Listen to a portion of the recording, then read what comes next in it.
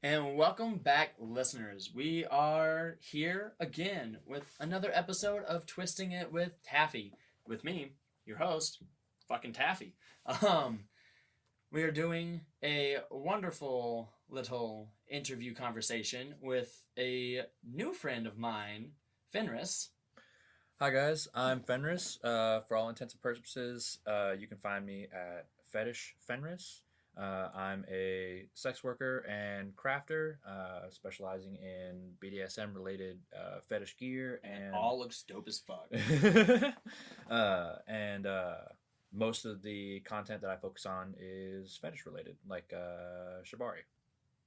Okay, so as most podcasts and myself included like to start off, how did you get into it? How did you get into the world of sex work? How did you So the way that I got into the world of sex work was first a really long road and then all of a sudden a very short road. So I got into, of course, the fetish scene through personal interests. I got into the community, and the way I got into the community was, of course, fetish related hentai, and then was like, oh, I have unlocked a new interest.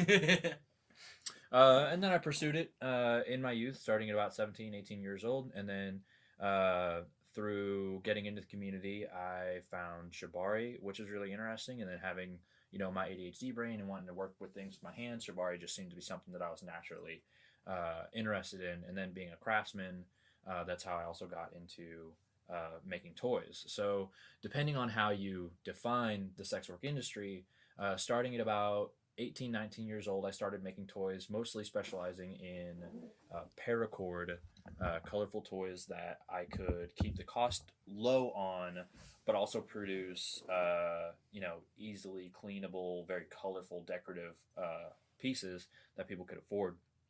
And then when it came to Shibari, I sort of developed it over time, going through lessons, watching videos, stuff like that. And your listeners can't tell.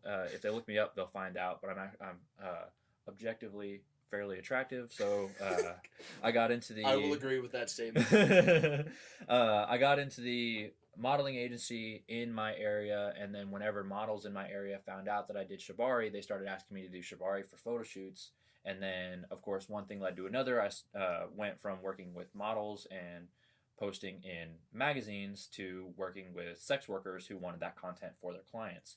And through gaining a positive reputation in the sex work industry with the people in my local area, I eventually came upon sex workers who wanted to involve me a little bit more actively in the shoots that we were doing. And that's how I got into that. And really, what happened is one sex worker specifically, Ghosty Goo, who actually is now one of my partners.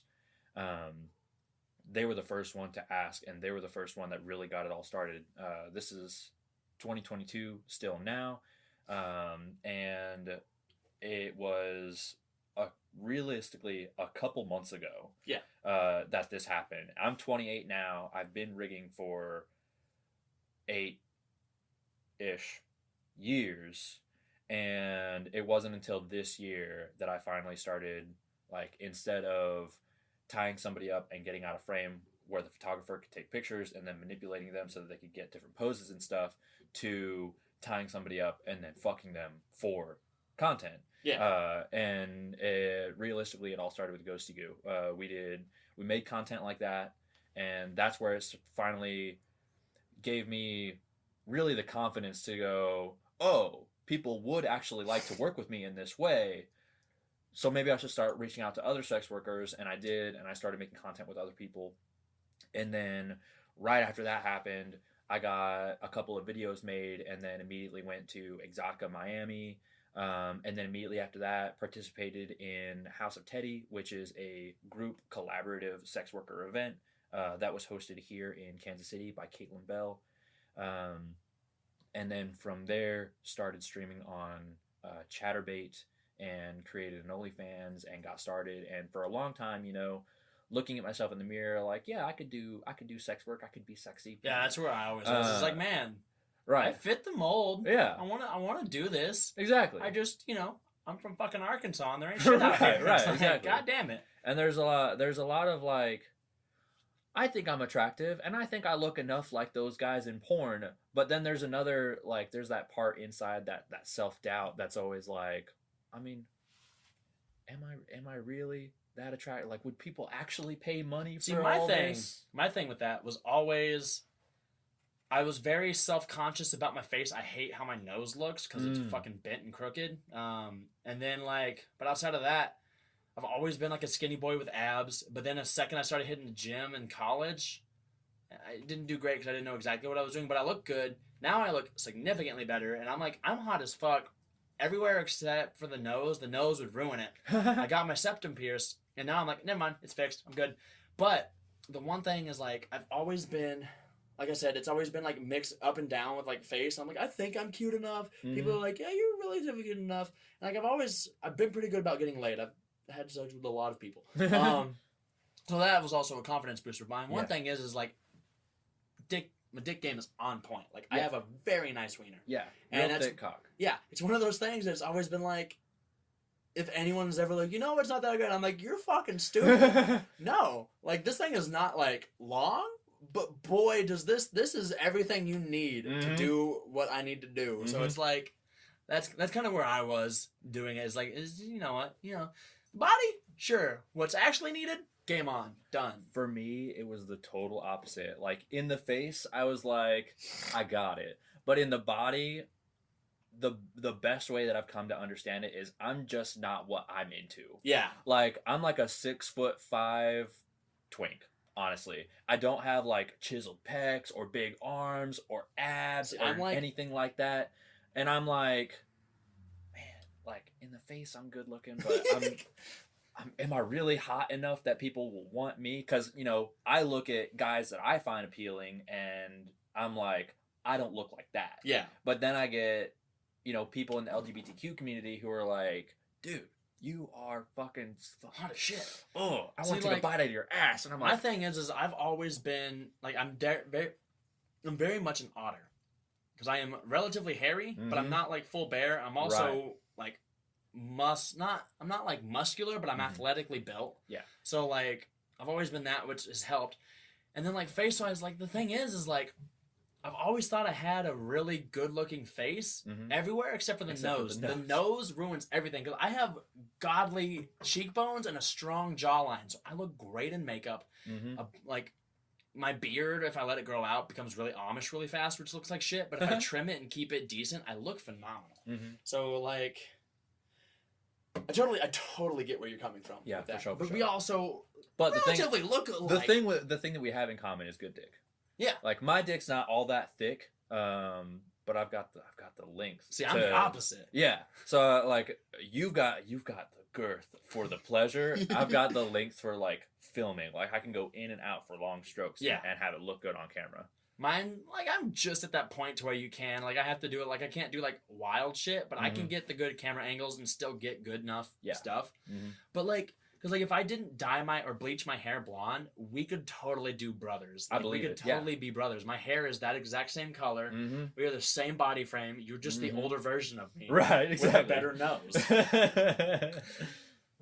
We might have to try this sometime. I was literally just thinking the same thing. Same brain cell. I was like, man, that would be hot. What if next time at Miami... Like, I let my hair grow out a little bit, or maybe wear a wig or something, and we just have Ghosty lead both of us around wearing the same exact outfit. Yeah, that would be hot. You guys brothers? Like, you want us to be? You want us to be? Step bro. But yeah, so outside, so your name on most things is Fetish Fenris, and you do a lot of rigging, like you've talked about. You also do leather crafting. Do you do sewing and other stuff like that as well? Yeah, absolutely, 100%. One thing that I'm actually getting ready to start working on right now is a bunch of specialized fetish gear for Ghosty Goo. So Ghosty Goo's aesthetic is a lot of like clown stuff and hot as fuck shit. Yes, with all the makeup and the ruffles and everything, but they want to get into more leather stuff. So I'm gonna start producing things like collars with big leather ruffles, Yeah. or like corsets that have ruffles on the bottom, or certain outfits and whatnot. So yeah, I do a lot of sewing like that. So this is stuff I want to get into more on the other podcast for sure. We'll definitely be talking about this. Stay tuned for that one. But in the terms of the fetish world, do you do other stuff that's, more fetish friendly? I don't know the best term. Like, that's more like in the world of fetish than just rigging or like leatherworks and whatnot. So there's really, for me, it's a lot of, I'm open to doing so much stuff. Wax play, knife play, fire play, impact play, pet play,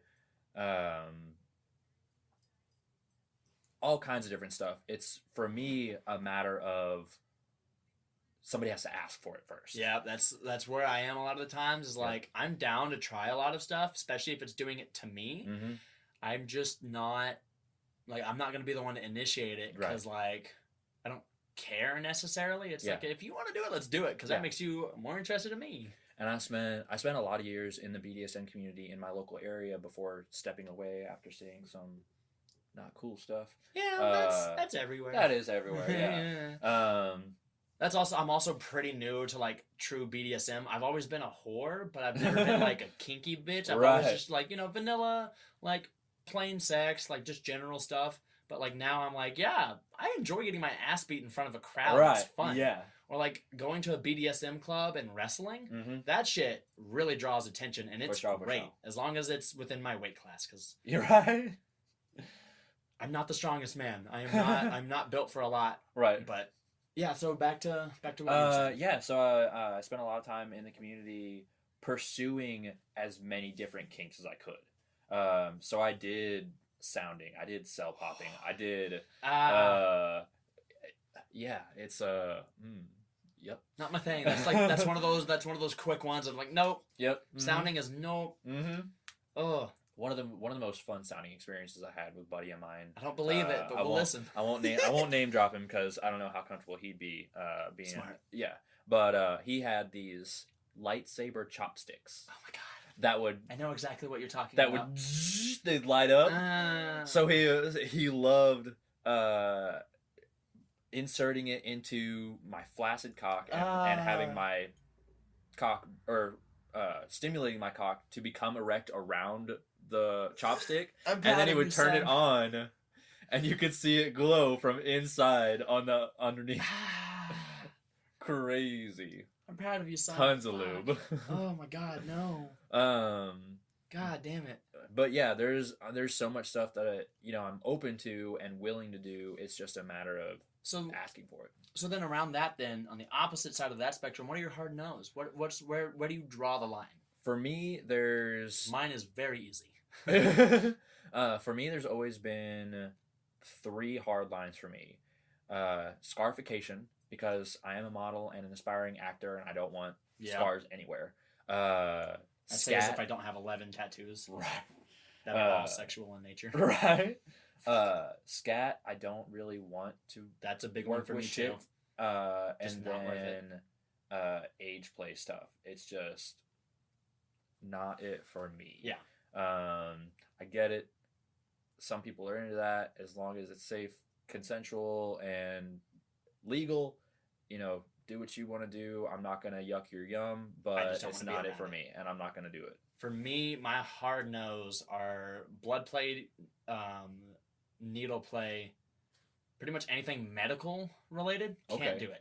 Man, that sucks for Ghosty, because Ghosty absolutely loves medical play stuff. No, it sucks for me because I have to get tested every 2 fucking weeks. That's fair. You know how hard that shit is for me? Yeah. I pass out and throw up every time. I have to warn the nurses that I will throw up and pass out. Jeez. Like, I have to ask for someone who knows what they're doing, because I can't just have anyone do it. I can't look at what's going on. I can't pay attention. I have to put headphones in and really think about something else and then flex hard. Is it the same way with tattoos? No. Really? No, we'll get into that in a second. But blood play, knife play for me, I have Tourette's, so it's a safety thing for me. I don't trust myself to do it Yeah. Unless it was someone I really knew, because I'm worried that if I did it, like, Right. and I'm just fucking, there it is. Mm-hmm. There it goes. Yeah. But then it's also too close to, like, bloodletting, and I can't do that. Yeah, for sure. And then it's also weird, though, because I do have a really big gunplay kink, which, like, people are like, oh, you're not cool with knives, but you're fine with guns. I'm like, yeah, because I know proper gun safety. Right, exactly. It's a lot easier to not hurt someone with a gun than it is to hurt someone with a knife in close quarters. Right, of course. And that's actually, that knife that you've got over there, that's specifically my knife play knife. Okay. So, sorry as I reach across my sewing table. Yeah. But it feels like the edge feels like it could cut. Yeah, I felt it, and I felt like you could. Like, for those of you at home, I really need to start doing videos, but it's so much effort. I did it quietly, so you don't know what I did. I just pulled the knife out and drew it across my hand to demonstrate that even though it feels like you could cut with it, you can't. Yeah. I gotta say, I love that you just explained that out, because people don't get that, and I'm like, that's such a great thing. Yeah. But yeah, so, because, like, don't forget about the tattoo stuff. We'll get into that next. But gunplay for me, like, one of my biggest things I've wanted to explore, and it's hard now that I just sold my one gun, but I really want to fuck someone with a Glock. Really? I want to do it so bad. Oh, the cleanup after that sounds awful. Yeah, it's not gonna be great. Like, are you thinking for the person or for the gun? Because, like, I feel like the gun's gonna be way worse. In my head, like, you obviously the first thing I came into mind was, like, disassembling and re-oiling the gun. Yeah. And cleaning out all the... Because, like, for me to do it safely, what you're going to have to do is you're going to have to disassemble the gun, take the front sight off so you don't have that just, like, scraping back in and out, and then it's more smooth. But after that, most of the gun is flat and safe, like, enough to use. Like, it's no worse than that beer bottle that you used in that one video. Yeah, which that's right. I love that. I watched that a lot. I love it. I have a clown thing, and Ghosty was telling me about it. She sent it to me, or they sent it to me, and I was like, thank you. Yeah. Thank you so much. Yeah. Although that was the one part about that scene that I was just like, this is really weird. Didn't make a whole lot of sense. Yeah, the producer that wanted to do that, that was specifically one thing that he wanted to get in there, and I never thought about it before. It was just so realistically, weird, and I tried to make it fluid, but I think the way that he cut it just made it seem a little bit weird. And honestly, the whole time, normally if I've got like a silicone toy or I've got my own dick, I can feel what it's doing on the inside. Yeah. That was just a rigid bottle, so it's like I could feel it like banging up against the bottle as I tried to like slide it in and out, and I'm like, this can't feel good. But for the camera, I'm like, oh yeah, you like this, don't you? but yeah, so like I want to fuck someone with like a gun. Yeah, it's gonna be unloaded and safe. Of course. People are always like, but like, what are you gonna do? I'm like, yeah, you take the fucking bullets out, dipshit. Yeah, no but shit. the nice thing is you can discuss it with someone, and then in a way in which, like, you don't have to, if they want the excitement, don't tell them that it's unloaded. Right. But you take every precaution that you can to make sure that thing is safe and good to go. Of course. But I want to do that. It just seems so hot. Like, that'd be a great video. I'd watch that all the time. But then the other thing I really want to do is like a very hardcore CNC scene, because there's the best example I have of it, because I don't get the opportunity to do it a whole lot, nor is it something I'm really super interested in. But for this specific scene and for like doing a specific gun scene, I would love to do it. But also the way in which this person described it is a way that seems really hot to me. So I think it was a Reddit thread, or I found it on YouTube somehow. I don't remember. But there's this woman who was really big into CNC. Those who don't know, CNC is consensual non-consent. Look that up if you want to get into it, because I don't want to use the other word just for fucking safety, whatever. Yeah. But the way this woman did it was she would match with dudes on Tinder. She would match, like, in her bio, it'd be like, this is what I'm into. She'd match with them. She would message them. She's like, okay, I will be at this coffee shop from here to here. I will be wearing this and this. Do not approach me. Do not talk to me. Let me know what you were wearing, or don't tell me what you're wearing. It's you will go up to the counter and order a specific drink with your name. When I hear that, I will make sure you are who you are, and once you get your drink, I will get up and I will leave. Follow me back home. My door will be unlocked. Have your way with me. That's hot. That does sound hot, but that sounds so sketchy. Like, Oh, obviously, man. they talked a little bit beforehand, but, like, I as would- little I as would she need, needed to like, feel comfortable. Somebody in the closet. Yeah, I totally get that. But, like, that just sounds like so much fun. Like, I Yeah, wish I could do absolutely. that. Because, like, I have also a very big free use kink. Yeah. Like, the idea of just, like, especially, like, at an Exotica or something, of someone just being like, coming with me, Mm-hmm. I'd be like, I can't, I already came. Right. I already came. Sorry. It's like, you're mine tonight. And I'm like, yes, I am property now. But also I am a huge service sub, so it's like, you know, that all makes sense. Do we want to get into the tattoo thing? Yeah, Before I get too absolutely. much further off Right. track? Yeah, so for me, tattoos don't register as medical. I am not in a doctor's office. Mm-hmm. It is not in a situation which feels uncomfortable. It still hurts like a motherfucker because I'm a bitch when it comes to that kind of pain. Mm-hmm. But from what I've been able to gather, is my thing is with something injecting something fully into me, or taking something out of me. A piercing needle just goes straight through you. It's not putting anything into you in a sense, because like I have had 12 piercings in total, and I got 10 of those in one sitting, which is insane. The piercer did not want to do it, but I was like, I'm not leaving. And then I think I'm at 11 or 12 tattoos now, and it's in the top layer of your skin. Like, it's not going fully through you, and there's minimal blood. Mm-hmm. So it's like my brain doesn't register it as like getting a vaccine or getting a tetanus shot or something like that. Yeah. I don't know why. I hate it. I wish I could change it. I'm trying to. It's gonna have to do something. The amount that I have to get tested now. Mm-hmm. But that's kind of how that is. Yeah. If that makes sense. That does make sense. Yeah. So I want to open it up to you a little bit. Do you have any questions you want to ask me? Do you have anything that you want to get into a topic about? The floor is yours. Man, that is a good question. I know I always make it so hard for people by not really letting them know beforehand, but I'm like, so eventually I'll find someone that actually has like stuff to do or that wants to know stuff about me. But like, I'm not good at asking questions. I'm like, but like, there's so many questions to ask. What are you talking about? So many questions to ask. So, let's start off with what you asked me. How did you get into sex work? And I'll throw in a little extra. What has been your most and least enjoyable experience thus far? In sex work or just sex in general? In sex work, specifically. So, for me, it's kind of hard. I mean, I fully got into it this year as well, like legitimately. Mm-hmm. Growing up, I've always been a very sexually active person. I started masturbating at the age of 8. I'd been trying to get laid since the age of 12. I didn't get laid till the age of 17, which is still relatively young, but like, it was like, fine. Which I lost my virginity in the most arkansas way possible without it being illegal. I love it. I gotta know. Yeah, well, I've said it before on my podcast. I'll say it again. Damn, I love saying this story. Okay. But yeah, so I've always been like sexually active.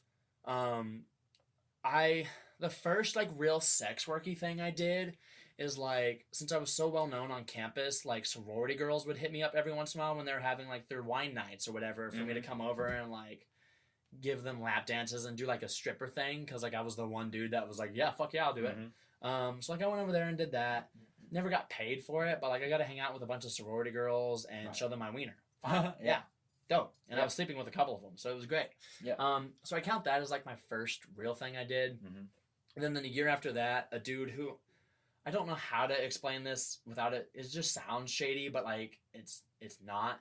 He had a quote unquote magazine for male strippers, where he pretty much just like talked about dudes he found hot in the stripping industry, because he would travel around and go to strip clubs all around.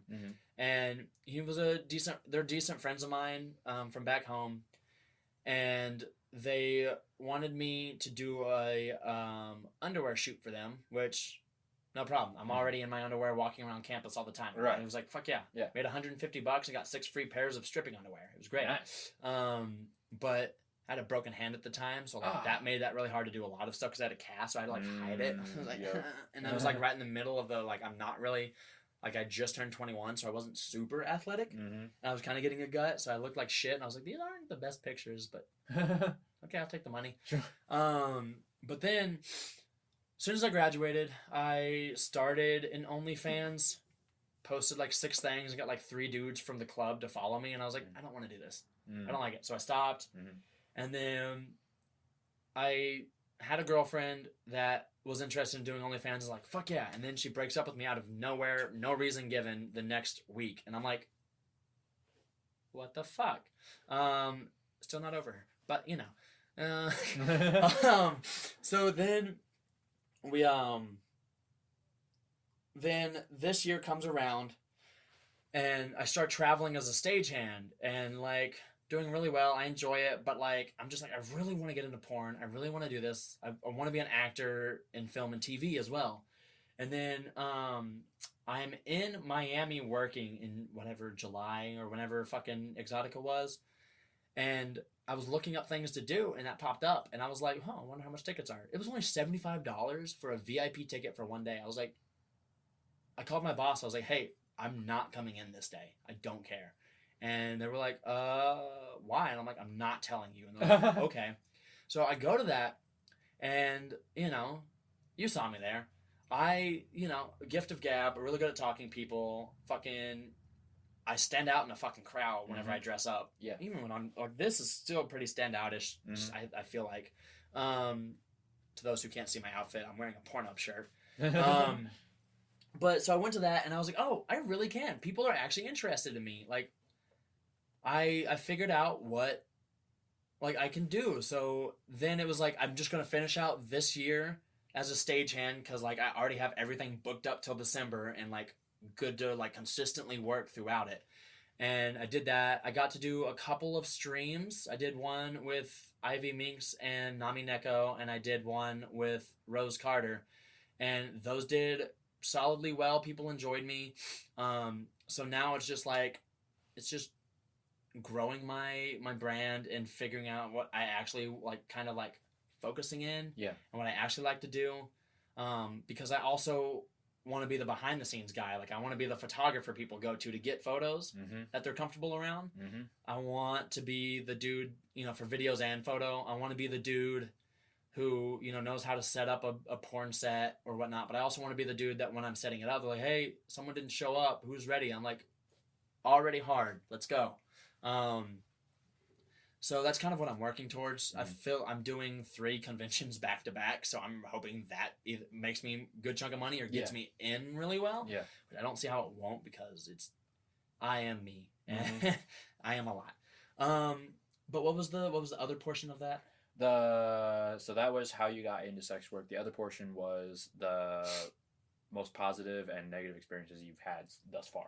Thus far in sex work, the most positive was definitely the stream with Ivy and Nami, because we made like $400 between the 3 of us for like 2 hours. That really blew up my ego. For sure. Plus, I got to do some really interesting and weird stuff with 2 very beautiful tiny women, which are within what I generally enjoy more.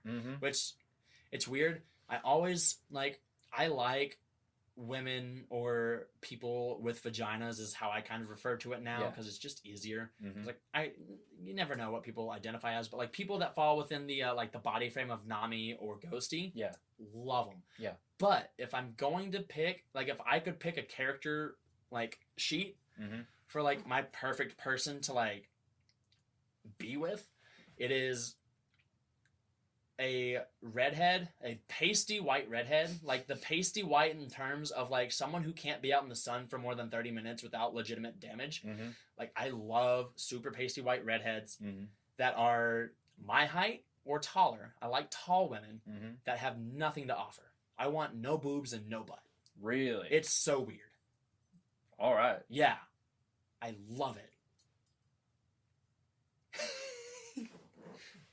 I was like, until that very last part, I was like, boy, have I got the sex worker for you. If they have boobs or butts, that's fine with me. They've got so much. I don't care. I'm not, like, I have preferences. I don't have a type. It's like, these are people that I'm like, like drooling over in my free time. Yeah. But I'm happy to just have the experience of anything with anyone. I'm Yeah. always just like, someone wants to fuck me. Right. Hell yeah. But if I can pick that person specifically, it's like, everybody else, goodbye, thank you. Mhm. I'll be Yeah. back. Yeah. We can hit up each other another time. Right. Because, like, outside of that, it's super pasty. I just have a thing for pastiness. I Mhm. love it. But it's pasty redheads, Mm-hmm. pasty black-haired goth girls, and then Mhm. pasty blonde, like, sorority girls. Gotcha. And then it's black girls. Yeah. But... And then also, like, I want to sleep with an Asian woman. I've never done anything with anyone Asian. That's just because they don't really exist in Arkansas. There's not a huge population. Honestly, it's so true. Like, I wish so much that I could find Asian sex workers in my area that Yeah. I could work with, because just... But it's one of those things that I gotta, like, preface that it's not a fetishization thing. I Yeah. don't care that they're Asian. It's Yeah. just someone I haven't crossed off my fuck it list Mhm. that I really want to try. It's not like I only do Asian women. My fetishization is redheads. Right. And even then, I try to make it actively not, like, super fetishy, sissy. But there's only so much you can do. Like, I have a legitimate problem. Like, anytime, like, not in, like, a bad way, but it's like I'll tell my friend, he's like, hey, or I'll tell my mom, I'm like, hey, I met a cute girl the other day, and they're like, was she redheaded? I'm like, yes. They're like, or my mom will text me, she's like, hey, I ran into this girl the other day, she's redheaded. I was like, I gave her your number. I'm like, you didn't even, she was like, no, she's redheaded, I knew you were fine. And I was like, God damn it, thank you. Or like when a redhead talks to me, like I've gotten to talk to Lauren Phillips a couple of times, and every time I'm like, daddy, I mean mommy, I mean ma'am, I mean mommy, I mean ma'am, and I'm like, I'm better than this. I can keep it together. I fucking can't. But that was a wild train ride off of the beaten path of where we were going. So that was the positive experience, was Nami and Ivy. Mm. I haven't had any, like, legitimate, like, negative experiences. Like it's really hard to make me feel legitimately uncomfortable, because I'm never, like, afraid to be like, hey, I'm not fucking doing this, or I'm not cool. I can also handle myself in situations. And, like, I try to be the type of person at this point in my life that is not putting anyone else in an uncomfortable position without realizing it. Like, you know, shit happens every once in a while. I didn't mean to do that or whatnot, but it's like, outside of that, I try to just be like a nice, solid dude to be around. Also, like the biggest thing, like, negatively, is just like, not even like a cockblock situation. It's just like having planned something, and then, like, I get to somewhere, and, like, the plan is just ends up being fully changed. I'm like, I got all this way. Which, like, quote unquote, is kind of how, like, this weekend, or this week, the time that I was here kind of went, which, like, not a problem by any means. I get shit happens, but it's just like, man, I was ready to do stuff. Right. Or, like, but outside of that, like, haven't had too much of, like a fucked up situation in sex work. Like, outside of that, like, plenty of club situations. Like, Right, of course. But I think that's that on that. Hell yeah. Anything else? What are... As they go into a pondering stroke of their beard. You know, the next question that comes to mind are, like, what are your aspirations as a sex worker, and, like, you know, what are your goals? But I think you already touched on that a little bit. My main goal is to work with Lena Paul. There we go. That's Got the it. one person Yes. I want to work with. Mm-hmm. She does not fit in any of my boxes of preferences, but she is one of the hottest mainstream porn stars that I have seen, that I watch consistently. It's her, Lauren Phillips, oh god, who was the other one? Alex Cole are the three big ones for me. Mm-hmm. Well, the fourth one is Dolly Little, but she is just the definition of my preference of Right. petite redhead, pasty white with, you know, boobs. Yeah. So those are my main goals. But, like, I guess in, like, a overarching thing is, like, my main goal is to blow up and act like I ain't know nobody. God damn it. My main goal is to become someone that people want to hit up, want to reach out to do stuff. Because I'm terrified of making the first move. I want to be someone like, hey, I know for a fact he'll come out and do stuff. Let's hit him up. I feel like that's got to be a lot of the difficult part for a lot of AMABs is feeling that ick or that culture of, you know, not wanting to be the first one to reach out because you don't want to make people uncomfortable. You don't want to come across as that way. Yeah, because also being a mostly straight dude, it's always just like, I don't want to be like, hey, I would love to make content with you. Because you know who else is doing that to people? Every single one of their followers. They're like, I would love to fuck you too. And I'm like, yeah, but we can make money with ours. Yeah. And it's like, that's why like I try to talk to people. Like, I love conventions for that reason. Because I can talk to them first. They see I'm a real person. They see I'm actively doing sex work. And when I'm not just a blue name or a green name popping up on a chat box or something, or in their DMs. But like, I also, you know, I have my portfolio to back me up. I have a bit of OnlyFans stuff to back me up. I'm working on that. And like, I have some, like, I feel like I have good word of mouth from some solid people in the industry at this point. Yeah. Which is only going to keep growing. So yeah, that's my thing, is like just trying to get to where people want to hit me up.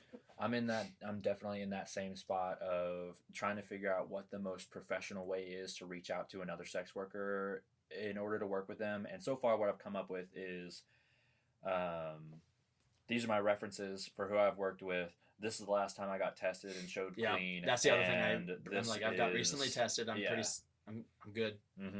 And that's what I see a lot of times with a lot of people that I want to work with.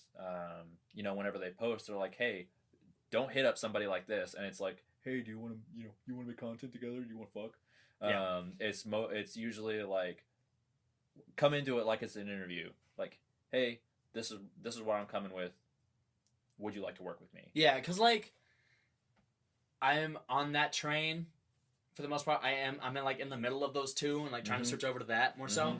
But it's like, it's one of those things where it's like, it's very much, you know, you don't just like, hey, you want to fuck? It's like, you know, you show them the goods, you show them what you're there for. And I'm like, because like for me, I want to have sex with everybody I meet. Right. Damn near. Like, I'm just such a hypersexual person. So it's like not even the fact that I find you like super hot. It's just you're in the industry.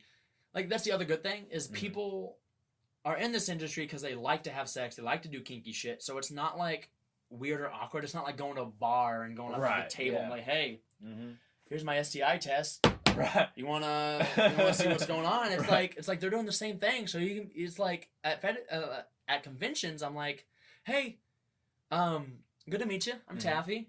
I think you're cute as fuck.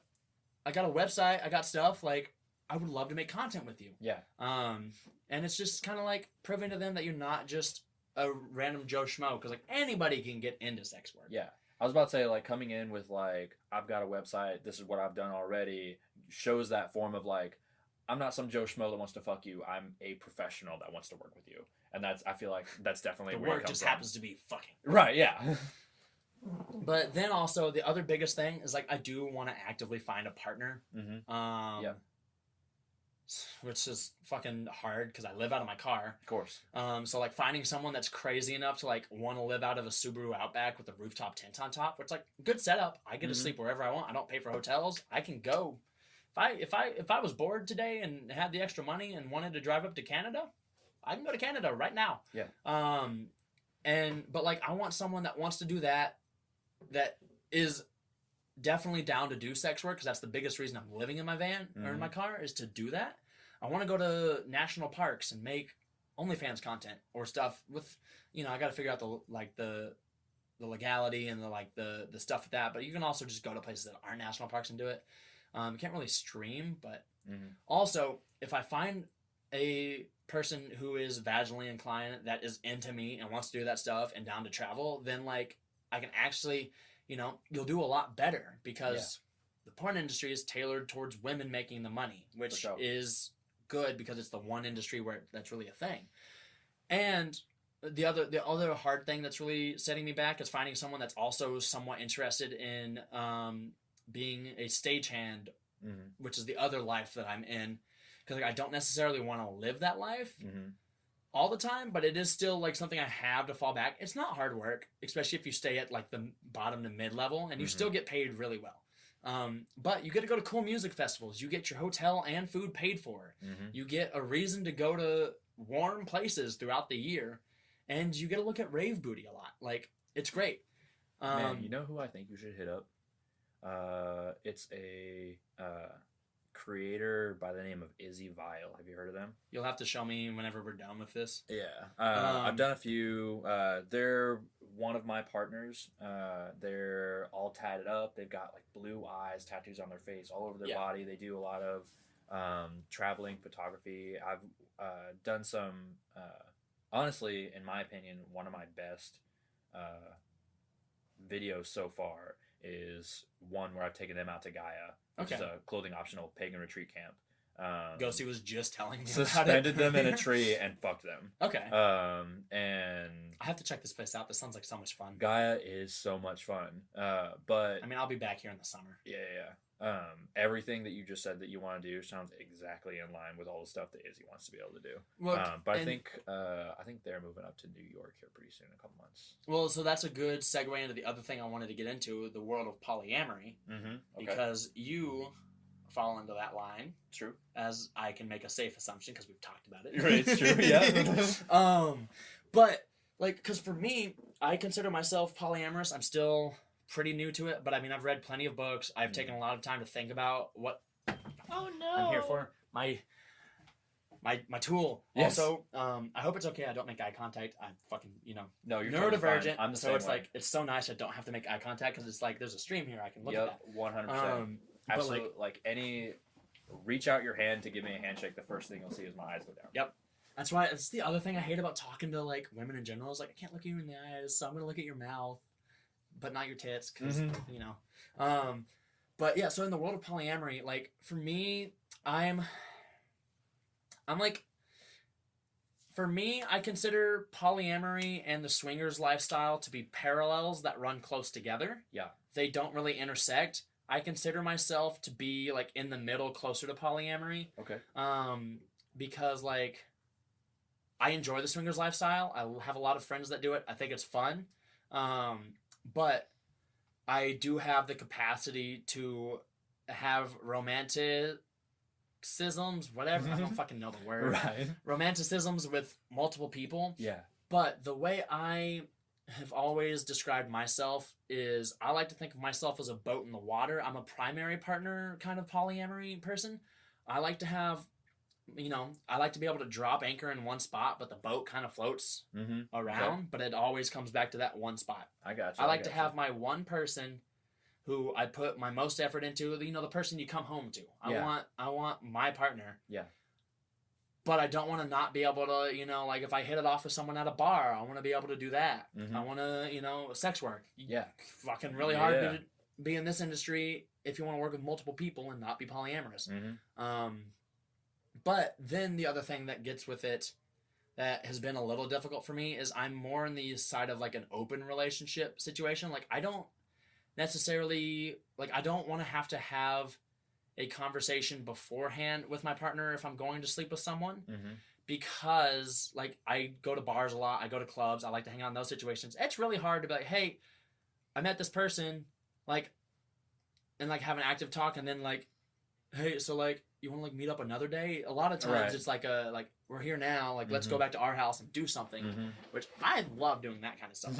I'm a big hookup culture person, but I'm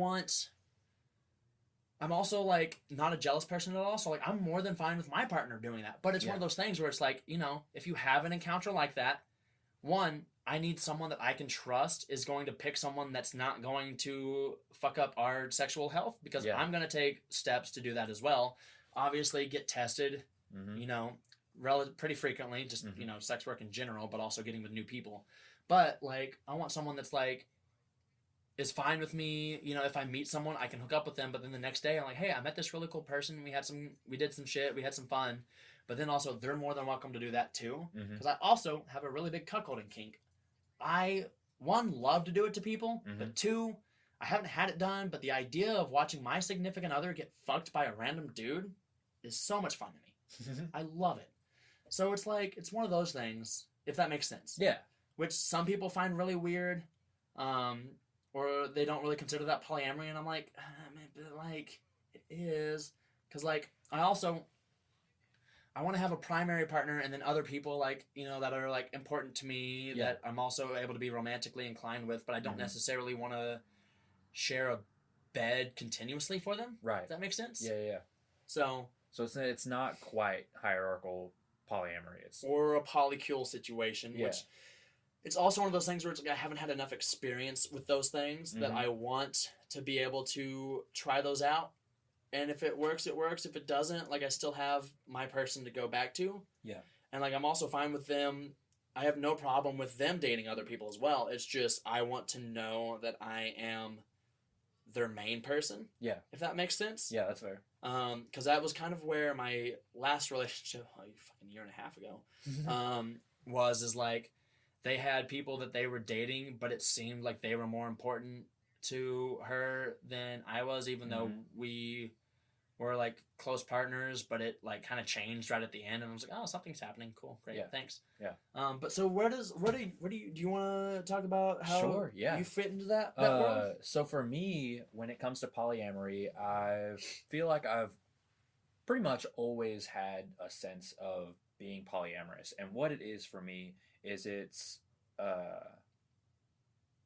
about that sense of fulfillment. Yeah. So I don't believe that the toxic monogamous culture of one person should be enough is fair to anybody. Yeah. I like...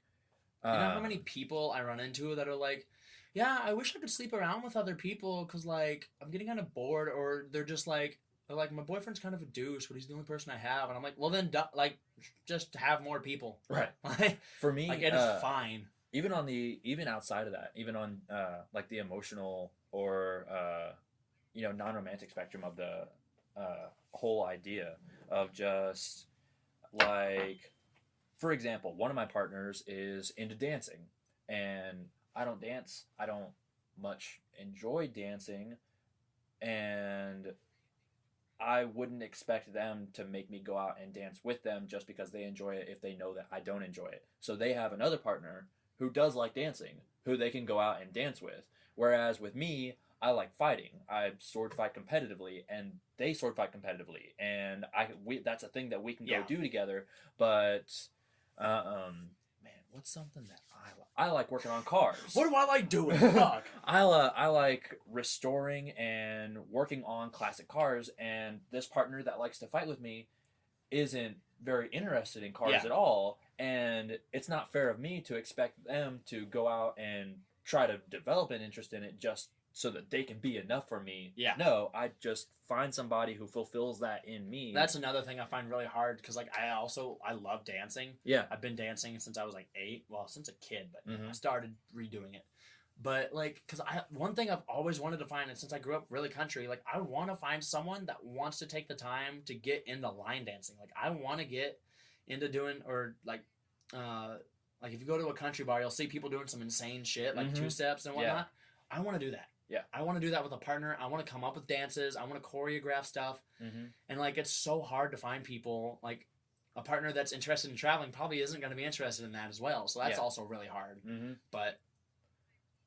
And so that's where a lot of it is with me. And I think just that idea is one of the biggest breakdowns for a lot of monogamous culture and a lot of relationships in that sense, because you have that sense of, oh, I should be enough. Why aren't I enough? Why do you need to go talk to this other person? And then that becomes jealousy. Or you have this, or what you see all the time of, like, mistrust between partners. And it starts with, thinking they're going to be sleeping around, but then that person just finds somebody who's interested in the same thing, and they want to hang out and they want to chill. But then you get your monogamous partner who, like, takes your phone and starts going through it. And that's just toxic as fuck, and but not then, good. Also, because I get the monogamy thing about it for me, because, like, I also, like, it's one of those things where I do want a partner that wants to do a lot of things with me, that wants to explore and like grow together. Yeah. So it's like I don't necessarily want to have to go find someone else that just wants to like do dancing or is into LARPing. Right. Or not. It's like I want someone who's open to try stuff, because like if I have a primary partner of mine that like I'm really into, and they're into crocheting. That sounds dumb as fuck to me. I'm gonna sit there and either watch them do it and be amazed that they want me to be with them, or like I'll actually try it and get in, like try to get into it. It's gonna be shit, but like I can't think of any like good examples, because like I'm open to a lot of stuff. Yeah. But like someone, this one I definitely wouldn't do. I was gonna say someone who wants to run like a marathon. No, you're not gonna get me to run a marathon, but I'll cheer you on in the crowds. Yeah, exactly. And that's one of the biggest, most important, parts of a relationship, is being there for your partner, even if it's something that you're not interested in. Yeah.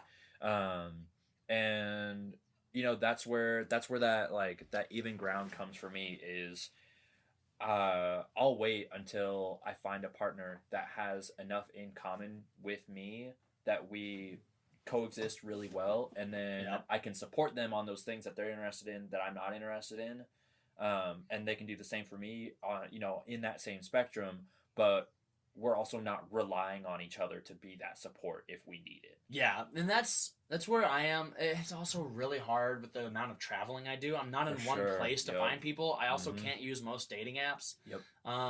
And so it's like I have to get real fucking lucky, or I have to find someone that's a stagehand or someone that's a sex worker already at places that I go to. And that's really hard, because most people are already taken. Yep.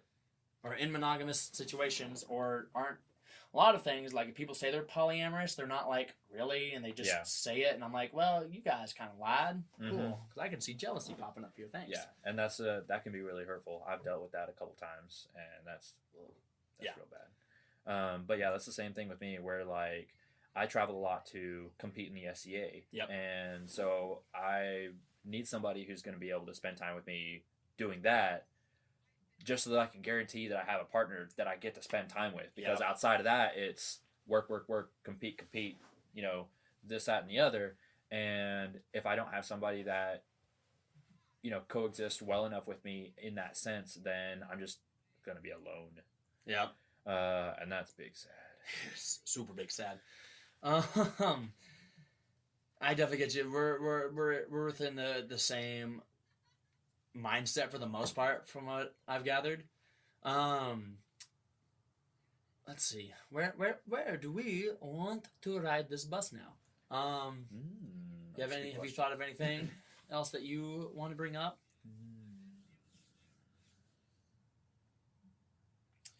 Man, I should have listened to your other podcasts before this so that I had an idea of what you've already talked about, because I want to bore your listeners with the same stuff. I like talking about the same stuff, because like it's nice. Oh, the arc! I gotta tell you about my how I lost my virginity.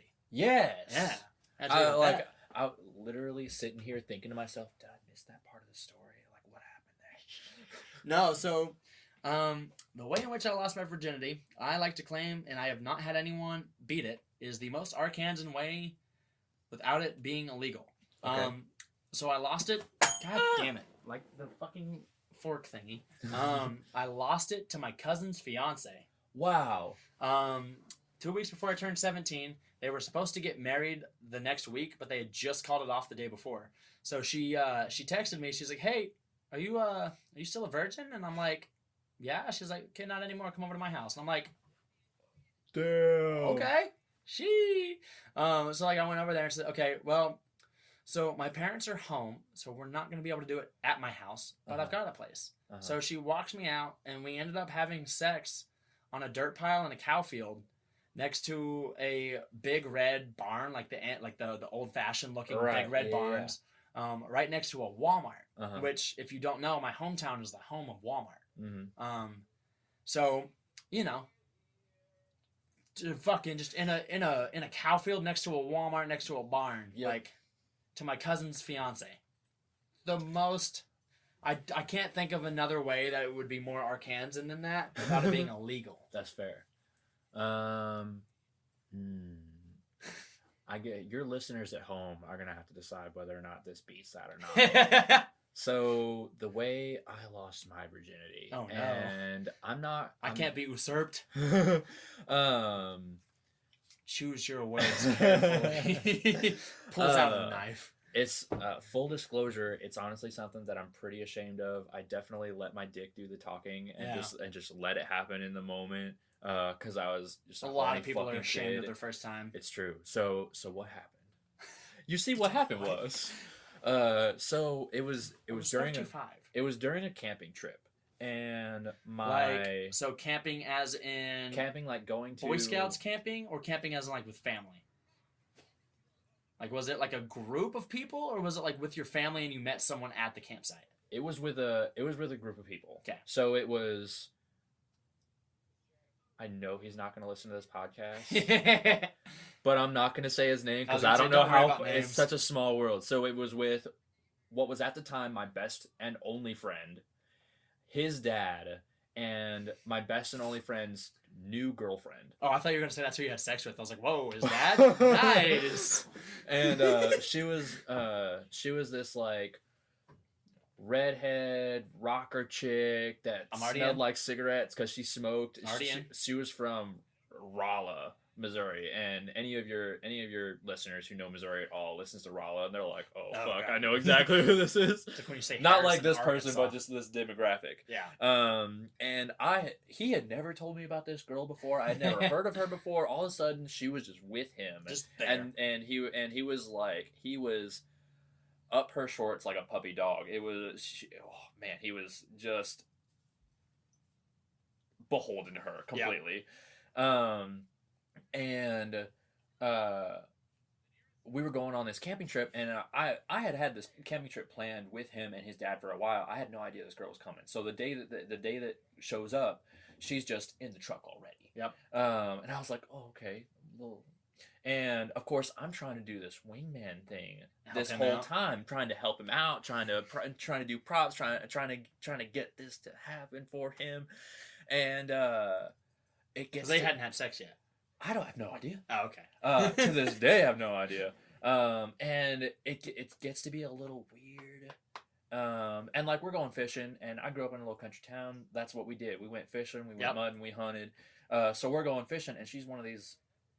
You know, she didn't seem like one of these kind of girls, but I guess she acted like she didn't like fucking with the worms or putting it on the hook or anything. And my buddy's not real smart, not real sociable. So he's not good at like helping her out. So I'm over here trying to help her out, trying to get her to, fucking fish. God damn it, that's what we're here for. And she starts like hanging on me a little bit, and I'm like, no, over there. That's where you should go to the man. Go over there. And so later that night, we're all sleeping in the same tent. All four of us. It's my buddy's dad, my buddy, this girl, and then me. And I've got my own sleeping bag. I'm over here, and they're chatting it up. They're talking, and I go to roll over and go to bed. And before I go to bed, I say, hey, if you get cold, he's on your left. Roll that way. And I went to bed, and I don't know what happened. I don't know how it got to this point, but all of a sudden I wake up, and she's got her blanket over me, and she's like spooning me a little bit, and I can like feel the warmth of her breath on my neck, and I was like... How old were you? I was like 15 at the time. Nice. I was pretty young, and she was actually a couple years older than I was. This is the perfect time to make stupid shit like this happen. I've done this before as an adult. Yeah. And I like this is where I get a little ashamed. I was like feeling her breath on my neck, and I was like, oh fuck this. So I like roll over towards her, and we're like face to face, and I can just feel her like face real close to mine. I'm keeping my eyes closed. I'm like, am I gonna do this? Come on, I can't do this. Brian's right there. Like, what am I doing? And then she leans forward, and we start making out a little bit. And I was like, God damn it, I can't do this. Brian's right there. This is supposed to be his girl. And then she reaches into my pants, and I was like, God damn it.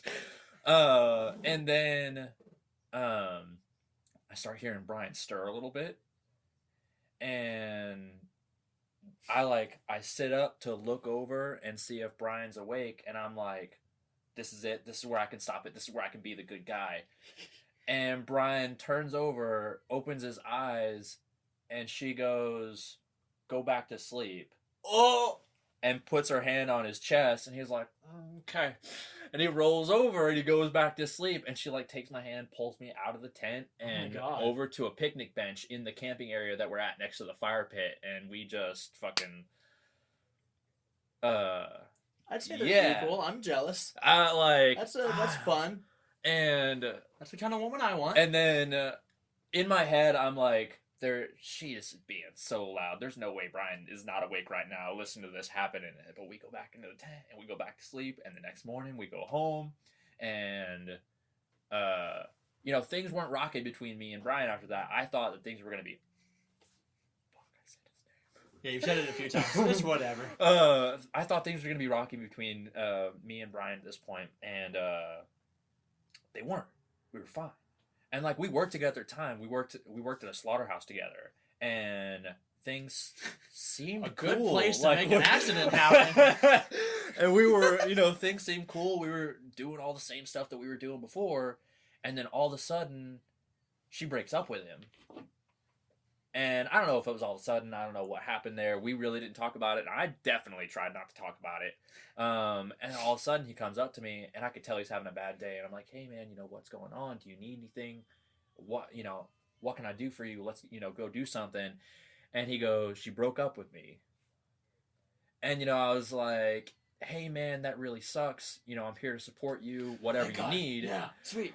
And he looks up at me, puts his hand on my shoulder, and this guy is like, he is exactly what you think of when you think of like a beefy farm kid. Like, he looks like a fucking pit bull. He is jacked. He drinks like 6 raw eggs in a glass for breakfast every day. He's a big dude. He reaches up, puts his hand on my shoulder, squeezes it firmly, and goes, "So you can have her.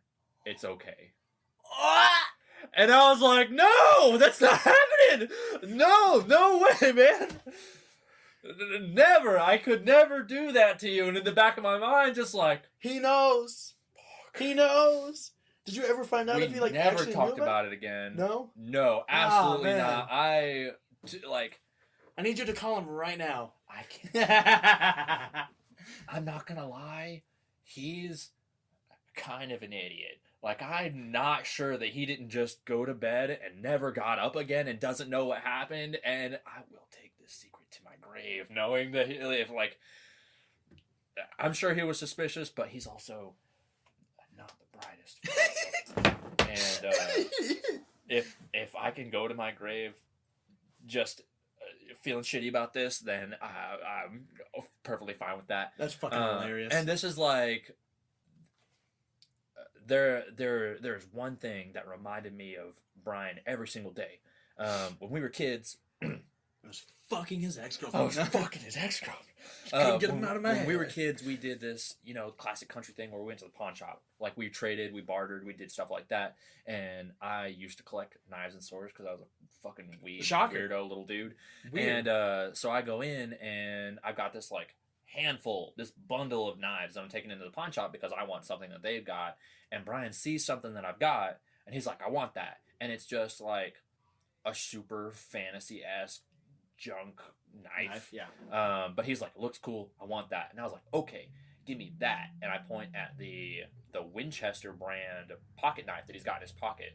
Fantastic brand. Loved that knife. Kept it for a long ass time. And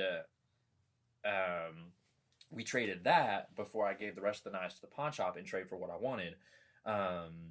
And I kept that knife with me in my pocket every single day, like up until I think it was 2 years ago. Okay. And we were like 16 when this happened. And so about a decade. Yeah, about a decade. It comes one day that he comes to Kansas City. And he comes to visit me where I'm working at. At the time, I'm working at Home Depot. And he sits down with me, and we're chatting. We're getting caught up on everything that's happening.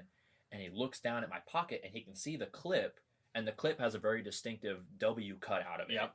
And he sees it and he goes, huh. And he could tell that, like, our friendship never waned. Like, I was always there. Like, I never forgot. And then shortly after that, I worked as a deliveries associate. I was packing up a delivery that needed to go out the next day, and I was, like, staying way past the time I was supposed to overnight after the store closes to get this shit packed. And I think what happened is when I cut one of the bands on one of the pallets, I set the open knife down and rushed over somewhere else to do something else, and then forgot to put it back in my pocket and lost it forever. Oh no! So upset about it. But yeah, whenever I think to myself, my oldest friend, there's two people that come to mind. There's Brian, who I met in high school. Brian, who I met in high school. And then there's Jeff Hubble. Damn, he just got full name. I didn't fuck him over. So I met him when I was in like second grade in Bowling Green, Missouri. We were neighbors at the time. And if he ever hears this podcast, I didn't fuck his sister. He thinks I fucked his sister, and so does everybody else in that town. I didn't do it. It never happened. Those long walks that we took at night, they were just walks. It never happened. See, I've never fucked anyone's sister of like my friend groups. Still trying. Trying. But I have fucked my sister's best friends. Ooh, most of them. My sister a lot of them. was always worried that I was gonna fuck her best friends. Yep. She would bring her best friends home. Yep. And, I'm like, you can't bring them over here. I'm gonna fuck them. When I was young, I didn't think I was attractive because I wasn't treated very good in high school. So I did not have this mindset of like I could fuck them. It was just I'm just over here being a little weird skinny kid doing whatever I want to do. They were just bigger whores than I was, and that's I know, impressive. Right? It's crazy. And so my sister was always afraid to bring her friends over because she thought that I was gonna like get all their attention or I was gonna fuck them and ruin their relationship. Yeah. So she would always like bring them over, take them into her bedroom, and then they would never come out if I was like in the living room or out or anything like that because they were worried about that. Never happened. Was never gonna happen. It wasn't even on my mind. But now. 100% pretty. Hazel better watch out because if any of their friends even come close to looking like they want to fuck me, it's fucking game over. It's gonna make heaven. See, like for me, my friend groups are all dead to me. Like all my childhood friend groups have all become pieces of shit and really shown like they've always just been kind of trash people to begin with, and then friends even worse. So then like a year ago, I'm just like done with this. You guys don't keep up with me. You guys are accusing me of shit. You're doing stupid fuck. Like, yeah, I remember that story. Yeah, it was fucked up. Well, and I was just like, fuck all you guys. Like, no, whatever. I'm still cordial with my ex best friend's family because I'm also trying to fuck his sister. But like I chat with his mom every once in a while, and she's like, "Are you when are you gonna come see Gavin?" I'm like, Never. Absolutely never. There's nothing that kid can say to me that will make me forgive him, think of him as any better of a person, or change my thoughts about him at all. He is on my forever shit list. There are 4 people on my forever shit list. My dad, my ex-best friend, my bully from high school, junior high school, and fucking my second ex-best friend. Wow. See, I'm kind of on the opposite side of that spectrum. Like I mentioned earlier, I wasn't treated very well in high school, so I did not have a lot of friends. Yeah. I had a couple friends. I had 5 friends. And we were like the main friend group of my high school because they were all like jocks or like whatever, and then I was just loud and whatever, and I was there. But also, they all lived at my house for a year and a half because they all got kicked out of their houses or just didn't want to live with their parents. My mom was like, okay, cool, sure, come over here. And so we did that, and like we were like the main friend group. We threw good parties. We had fun. Like everyone knew who we were. But like I was also variably the ugly friend of the group. I was the duff. But what the fuck is a duff? Designated ugly fat friend. Oh my gosh. Yeah. But so I was always that one.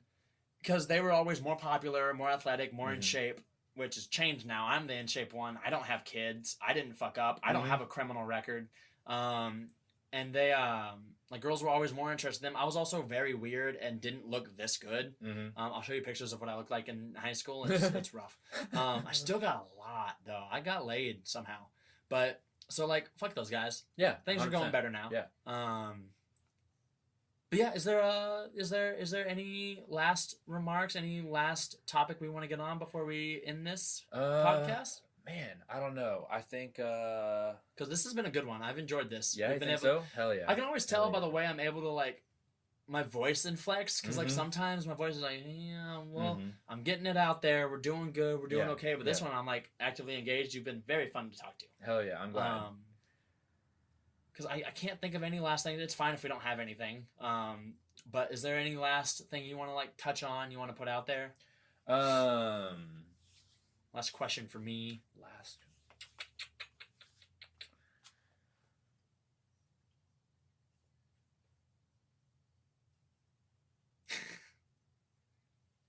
Man, no, I can't really. That's fine. Can't really think of anything. One thing I will say, proud member of the LGBTQ. Remember, fuck gay people. They're the best at it. 100%, absolutely. Yeah, that was mostly what I wanted to say. Just proud member of the LGBTQ. I show my support and Go Hogs. go Hogs. For us, it was go Trojans. Go Trojans. Well, okay. So then to end this off, I like to have my guest give my audience either like a word of advice, something good to go off on, or something thought provoking. Okay. All right. I'm a Stoic philosopher, or at least I like to think of myself that way. I'm just a piece of shit. So one of my favorite Stoic references is to, I think it was Epictetus. I can't recall exactly. But I think the quote goes something like, "The world is made better when men plant trees whose shade they know they'll never sit under." Yep. Of course, men as a reference to humans, not as a reference to specifically AMABs. Yeah. So always, on the positive side, do things that you know are going to result in good. Aim for the betterment of humanity, even if it doesn't directly affect you. Absolutely. And on the negative side, always be conscious of what the result of your actions could be before you pursue them. That's one thing that I've always got in mind. I wish more people would think of that. Alrighty. Well then, to finish it off, I'm going to have you just plug yourself again. Where can people find you? Where can we, for those who have stuck around this long, thank you. Go check out their shit. It's dope. Where is that shit? Once again, yeah, thank you guys for sticking around. Thank you for listening to us rant. You can find me on Twitter and Instagram under Fetish Fenris. For those of you Norse pagans out there, absolutely, it is the Fenris that you're thinking about, but fetish. You can also, through my Instagram, find my link tree. That's where you're going to be able to find links to my Chatterbait profile, where I do solo streams as well as perform with other co-stars, whoever's available, and as well as links to my OnlyFans and my many vids, which I promise I'm working on posting more frequently to those things. Same. You'll be able to find content of Shibari content with full nudes from shoots that I've done, as well as videos of shoots that I've done with other co-stars, and solo nude content with me, Fetish Fenris. And yeah, for the sexy side of Fetish Fenris, I think that's all I got. Alrighty. Thank you guys so much for listening to another episode of Twisting It with Taffy. Me. That's me. It's still me. Not changing. Merry Chrysler, Merry Christmas, and Merry Christopherson to you all. Have a good night.